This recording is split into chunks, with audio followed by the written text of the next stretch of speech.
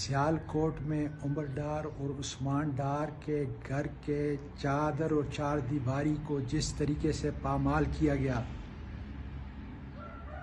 ان کی والدہ کے گلے پہ جس طریقے سے ریاستی جبر نے ہاتھ ڈالا، میں اس کی شدید مذمت کرتا ہوں اور قوم کو بتانا چاہتا ہوں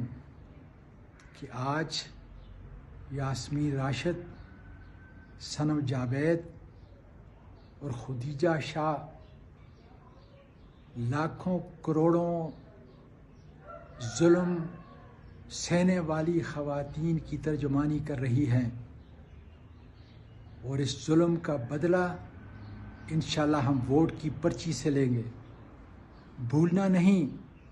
کہ نواز شریف اور اس کا پورا کرپٹ خاندان، جنہوں نے اس ملک کے ہر اثاثے کو لوٹا،